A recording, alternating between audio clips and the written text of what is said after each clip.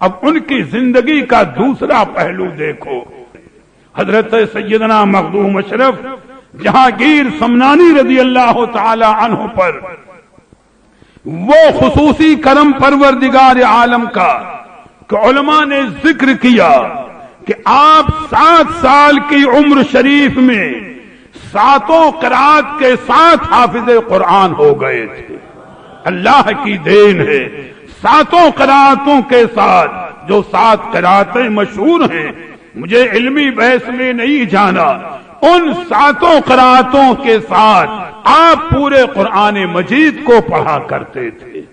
اور 14 سال کی عمر میں جملہ جتنے علوم تھے، تفسیر و حدیث، فقہ اور جتنے بھی اس وقت کے مروجہ علوم تھے، اس وقت کے آپ عالم کامل ہو چکے تھے. کیوں؟ اللہ کی دین ہے، اس کی عطا اور نوازش ہے کہ اپنے بندوں کو وہ جس طرح چاہے نوازے، اور رب تعالیٰ جنہیں منتخب کر لیتا ہے انہیں ایسا عالی مقام عطا فرماتا ہے کہ میاں کم و بیش 600 سال کا زمانہ آپ کے وصال کو گزر رہا ہے، لیکن فیضان ویسے ہی جاری ہے اور صبح قیامت تک جاری رہے گا. یہ اللہ تعالیٰ کی عطا ہے، اللہ تعالیٰ کی نوازش ہے. آپ اپنے والد پاک کے وصال کے بعد تخت شاہی پر کچھ دن تو بیٹھے، لیکن رب تعالیٰ نے تو کسی اور کام کے لیے آپ کو منتخب فرمایا تھا. کوئی اور منصب رب تعالیٰ نے آپ کو عطا فرمایا.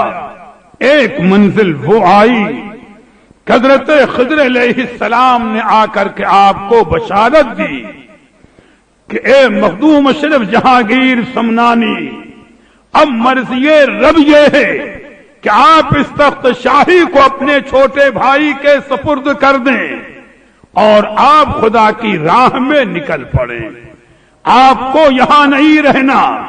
آپ کے پیر و مرشد ہندوستان میں بنگال کی سرزمین پر آپ کے منتظر ہیں. آپ وہاں پہنچ کر کے اپنا حصہ حاصل کیجئے. میاں پیدل سفر کر رہے ہیں. کہاں ہے؟ سمنان، ایران کے علاقے میں. اور پورا ہندوستان پار کرنے کے بعد بنگال کی سرزمین کی آخری حد ہندوستان کی جو بنگلہ دیش سے ملتی ہے پنڈوا شریف، وہاں آپ کے پیر و مرشد حضرت مخدوم علاء الحق پنڈوی آپ کے منتظر تھے. میاں سوچو کیسا سفر ہوا ہوگا، کس عالم میں سفر ہوا ہوگا. آج سے کم از کم 650 سال پہلے کا زمانہ آپ سوچو. کیا سفر کی یہ عافیتیں تھیں، یہ معاملات تھے، یہ منزلیں تھیں. آپ نے سفر کیا، چل رہے ہیں. ایک منزل وہ آئی کہ جو کچھ بھی ساز و سامان تھا سب چھوڑ دیا. آپ تنہا سفر کر رہے ہیں اپنے پیر و مرشد تک پہنچنے کے لیے.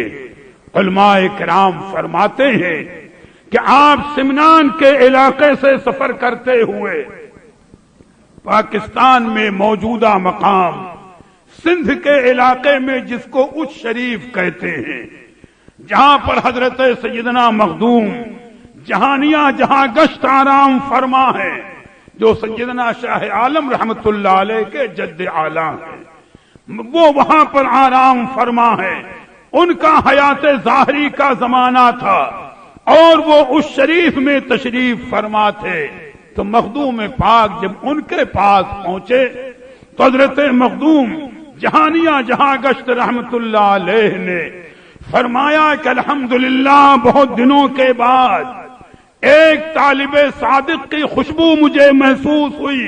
کچھ دن اپنے پاس رکھ کر کچھ تعلیمات دے کر نعمتوں سے نوازا.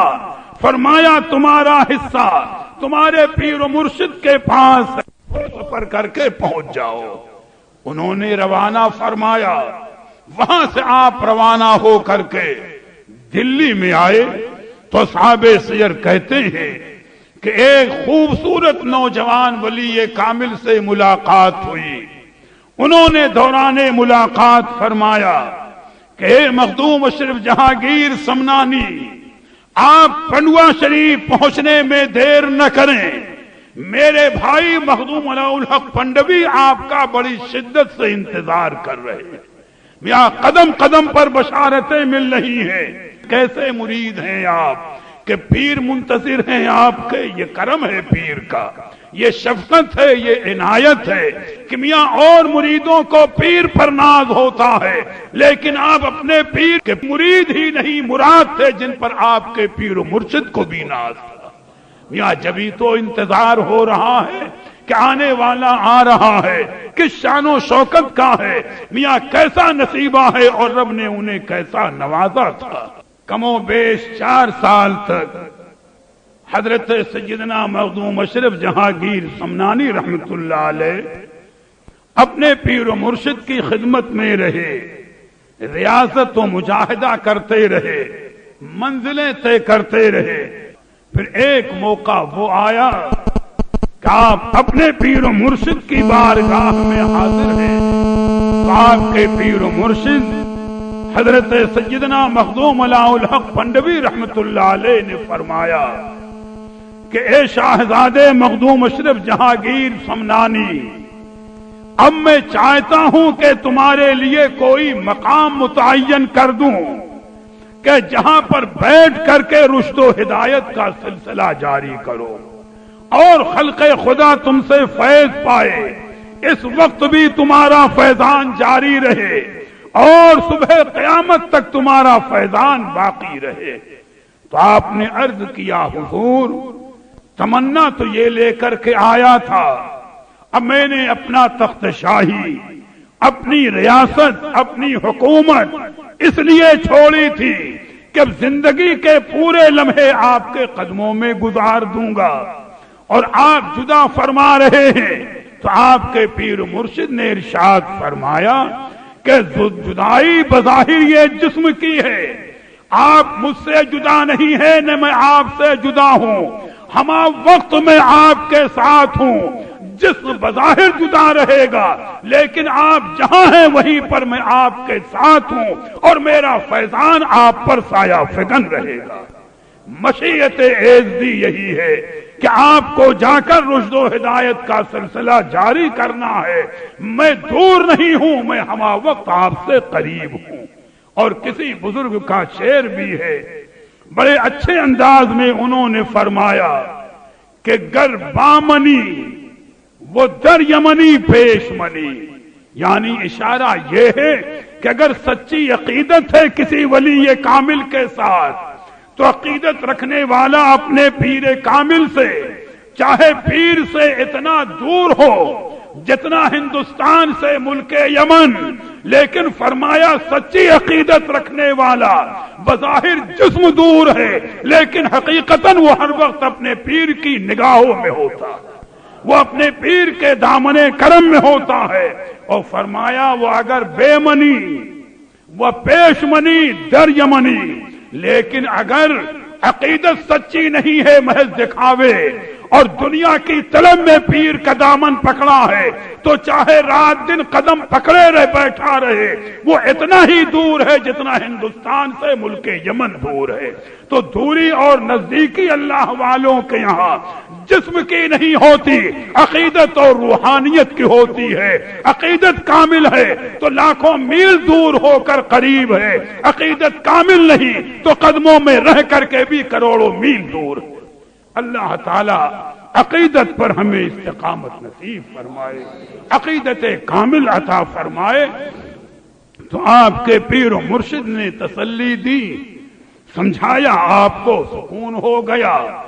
پھر ایک وقت فرمایا، محفل میں آپ تشریف فرما تھے کہ اے شاہزادے مخدوم اشرف جہانگیر سمنانی، کیا تمہیں اپنے قبر کی جگہ نظر آ رہی ہے؟ دیکھ رہے ہو پنوا شریف میں بیٹھے ہیں۔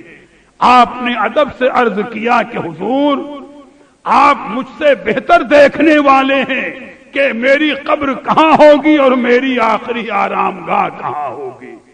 تو آپ کے پیر و مرشد حضرت سیدنا مخدوم علاء الحق پنڈوی رحمت اللہ تعالی علیہ نے ایک جانب اشارہ کرتے ہوئے فرمایا کہ ادھر دیکھو، چاروں طرف پانی ہے اور بیچ میں تل کی طرح جو خشکی نظر آتی ہے وہی تمہاری قبر ہے اور وہی تمہاری آخری آرام گاہ ہے۔ پنڈوا شریف سے کچھوچا شریف کا سینکڑوں میل کا وہاں سے فاصلہ، لیکن پیر و مرشد نے بیٹھے بیٹھے وہیں سے سارے مقامات دکھا دیے۔ اور پھر ایک موقع وہ آیا کہ آپ کو رخصت فرمایا، آپ اپنے متعلقین کو لے کر تشریف لائے۔ آخری بات عرض کر دوں تو جہاں آپ کا مزار مقدس ہے، جہاں آپ آرام فرما ہے، وہاں پر پہلے جوگیوں کا مقام تھا اور 500 جوگی رہتے تھے وہاں پر، اور ان کا سردار بھی اپنے منتر جو ان کے ہوتے ہیں جوگ میں بڑا کامل تھا۔ آپ نے جب وہاں قیام کیا، مشورہ دیا متعلقین نے، فرمایا ٹھیک یہی جگہ ہے جو میرے پیر مرشد نے دکھائی ہے، مجھے یہیں پر رہنا ہے۔ لوگوں نے بتایا حضور یہاں جوگی رہتے ہیں اور بڑا بڑا کمال رکھتے ہیں، تو آپ نے آیت کریمہ پڑھی، قل جاء الحق وزهق الباطل ان الباطل کان زہوقا، یعنی اب حق آ گیا ہے تو باطل کو یہاں سے بھاگنا ہی پڑے گا، یہاں حق رہے گا، باطل نہیں رہ سکتا ہے۔ اپنے ایک خادم صاحب کو آپ نے بھیجا کہ جا کر جوگی سے کہو کہ جگہ چھوڑ کر چلا جائے، یہ جگہ ہماری ہے، اب ہمیں یہاں رہنا ہے۔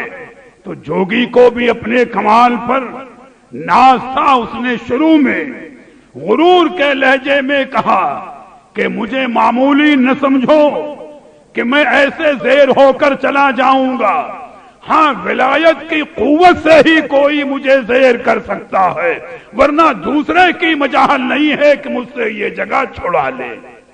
آپ کے خادم نے آ کر جواب دیا تو اسی دن آپ کے ایک مرید ہوئے تھے جن کا نام جمال الدین راوت ہے، آج ہی وہ مرید ہوئے تھے، آپ کے دامن سے وابستہ ہوئے تھے۔ سید مخدوم مشرف جہانگیر سمنانی رحمت اللہ علیہ نے ان سے فرمایا کہ جمال الدین راوت جاؤ اور جوگی کو بھگا دو، تو یہ تھوڑا سا ہچکچائے کہ میرے اندر وہ کمال نہیں، وہ خوبی نہیں، میں جا کر جوگی کو کیسے بھگاؤں۔ مخدوم پاک نے دل کی بات کو جان لیا، قریب بلایا، پان کی ایک گلوری منہ میں رکھ کر تھوڑی دیر اسے آپ نے کچلا، اور پھر اپنے مبارک ہاتھوں سے وہی کچلا ہوا پان اپنے مرید جمال الدین راوت کے منہ میں رکھ دیا، کہا اسے کھا جاؤ اور جا کر جس طرح چاہو جوگی سے مقابلہ کرو، فتح تمہاری ہوگی۔ میاں بھیجنے والے مخدوم پاک ہیں، آج کوئی مرید نہ سوچ بیٹھے کہ ہم بھی ایک لقمہ کھا لیں ولی ہو جائیں، میاں وہ مقدر ہوتا ہے، وہ نصیبہ ہوتا ہے، وہ منزلیں ہوتی ہیں، ہر ایرے خیرے کو یہ نعمت نہیں ملا کرتی۔ حضرت جمال الدین راوت رحمت اللہ علیہ کا دل روشن ہو گیا، میاں بھیجنے والے وہ ہیں، کوئی غم نہیں تھا، پوری قوت کے ساتھ جوگی کے سامنے پہنچے اور فرمایا کہ تو اس جگہ کو خالی کر دے، اب یہاں میرے مخدوم پاک قیام کریں گے۔ جوگی نے کہا مجھے زیر کرنا آسان نہیں، اور یہ کہہ کہ اس نے اپنے منتروں کے ذریعے لاکھوں کروڑوں چیوٹیوں کی فوج کو حملہ کرنے کو ان پر بھیج دیا۔ بھائی جادو کا معاملہ، اب جب چیٹیوں کا گروہ چلا لاکھوں کروڑوں کا، تو علماء کہتے ہیں حضرت جمال الدین راوت رحمت اللہ علیہ نے صرف ایک نظر ڈالی تو ساری چیوٹیاں ختم ہو گئیں۔ جوگی نے سوچا کہ مقابلہ سخت ہے، اب کی اس نے شیروں کی فوج بھیجی اپنے جادو کے زور سے، تو حضرت جمال الدین راوت رحمت اللہ علیہ نے جب شیروں کی فوج پر نظر ڈالی تو وہ بھی ختم ہو گئے۔ جوگی کو غصہ آ گیا، اس کے پاس جو اس کا سونٹا تھا اس نے ہوا میں اچھالا تو وہ اوپر اڑ کر جانے لگا، اور سوچا کہ اس کے ذریعے میں زیر کروں۔ تو جمال الدین راوت رحمت اللہ علیہ کے پاس یا آپ نے حضرت مخدوم پاک کا عصا منگایا اور اس کو ہوا میں اچھال دیا تو مخدوم پاک کے عصا نے ہوا میں جا کر کے جوگی کے سوٹے کو ٹکڑے ٹکڑے کر کے توڑ کر زمین پر گرا دیا۔ میاں قوتیں ہیں یہ اللہ والوں کی۔ جب جوگی نے یہ کمال دیکھا، بس آخری بات یہ عرض کروں گا کہ دیکھو فرمایا گیا کہ ولی وہ ہے کہ اذا رؤیا ذکر اللہ، ولی وہ ہے جسے دیکھ کر اللہ کی یاد آ جائے، گمراہوں کو ہدایت مل جائے، کافروں بے دینوں کو ایمان کا نور مل جائے۔ ولایت جورا گنگنڈا تعویذ کا نام ولایت نہیں ہے، یہ تو لوگوں نے آج بازار گرم کر رکھا ہے، اور ویسے ہی لوگ بھی مل جاتے ہیں۔ اللہ ان بے وقوفوں کو بھی عقل دے اور ایسے ڈھونگ رچانے والوں کو بھی ہدایت دے۔ میاں ولایت ڈورا اور تعویذ کا نام نہیں ہے، ولایت اس کا نام ہے کہ ولی جدھر سے گزرے کتنوں کو ہدایت مل جائے۔ جب جوگی نے یہ کیفیت دیکھی، یہ معاملہ دیکھا، رب کو نوازنا منظور، دل سے پردے اٹھ گئے۔ جمال الدین رامت رحمت اللہ علیہ کے قریب آیا اور کہا کہ مجھے مخدوم پاک کے پاس لے چلو، میں ان کے ہاتھ پر کلمہ پڑھ کر اب مسلمان ہونا چاہتا ہوں۔ حضرت جمال الدین رامت رحمت اللہ علیہ نے جوگی کو لیا، اس کے 500 چیلے ساتھ میں چلے، سب نے آ کر مخدوم پاک کے مبارک ہاتھوں پر کلمہ پڑھ کر اسلام قبول کیا، اور پھر مخدوم پاک کی روحانیت نے نوازا تو کچھ دن چلا اور مجاہدہ کرا کر کے ان سب کو ولایت کا اچھا مقام عطا فرمایا۔ اور دوسری روایت یہ بھی ملتی ہے کہ جب یہ جوگی کلمہ پڑھ کر کے اور اس کے ساتھی مشرف بہ اسلام ہوئے تو کم و بیش اسی دن اس علاقے کے 500 کافروں نے بھی کلمہ پڑھا اور مسلمان ہوئے۔ یہ ہے ولایت کی شان اور یہ ہے ولی کا مقام کہ ولی جہاں جاتا ہے تو آپ نے تعویذ اور جورے کے ذریعے نہیں مسلمان بنایا، اپنی روحانیت اور اپنے کردار کی پاکیزگی سے اسلام کا نور عطا فرمایا۔ تو اللہ تبارک و تعالی ان کے صدقے میں آپ پر ہم پر اپنی رحمتیں نازل فرمائے۔